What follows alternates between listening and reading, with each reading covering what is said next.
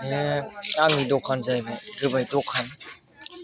बेयाव नायदो बे सायबाय थानाया आंनि हिन्जाव आरो नैबे जिरायनाया आंनि फिसा हौवा दुइसिन। ओमफ्राय बेनो आरो सामब्राम हानानै लाबाय बियो, सामब्राम हानानै लाबाय बेनिफ्राय नोरसिं बिलाइ होबाय, पकरि बानायगोन आरो एकदम मर्निंनि स्पेसियेल।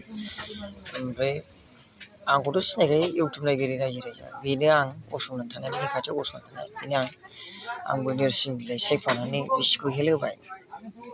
बेनिफ्राय नोरसिं सायना होबाय, बिराद स्पेसियेल आरो बे ना नोरसिं बिलाइजों पक'रा बानायनो माने गेसबो जाया, बिराद गोथाव जायो।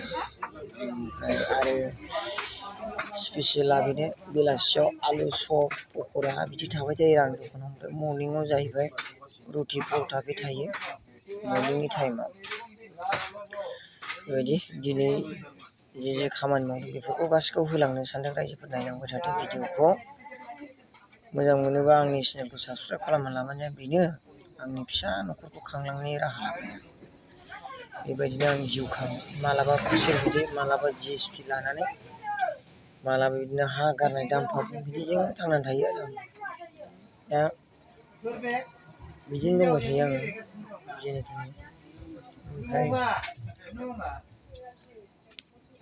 दा बिदिनो खामानि मावदों। आरो नैबे जाबाय आंनि खास स्टुडेन्टफोर बिसोरो गासिबो स्टुडेन्ट, बड'लेण्ड इउनिभारसिटि स्टुडेन्ट।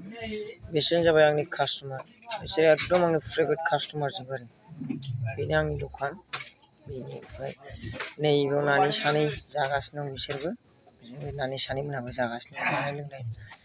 आरो दिनै अखा हादों, अखा हानायनि नै अखा हाबाय आंना जुइसनि दखाना सोलियाखै दिनै। अखाजों फुरा लामाफ्रा सिजोब्बाय आरो रायजोफोर, फुरा लामाफोर सिजोब्बाय, मोजां गुसु जादों दिनै, सान्थि जादों। खिन्थु मेन खोथाया दिनै जुइसआ सोलियासै आरो, दखानफ्रा सोलिदों नो प्रब्लेम, जोंनि जुइसआ सोलियासै आरो। साथा हमनानैबो थाबायनांदों। आरो निजोम जादों आरो हाद्रि हुद्रि गैया, दिनफ्रा मोजां, गरम गैया जादों, मोजां जादों। बेनो आंनि दखान, बेनो आंनि दखान। स्टुडेन्टफोर दङ आरो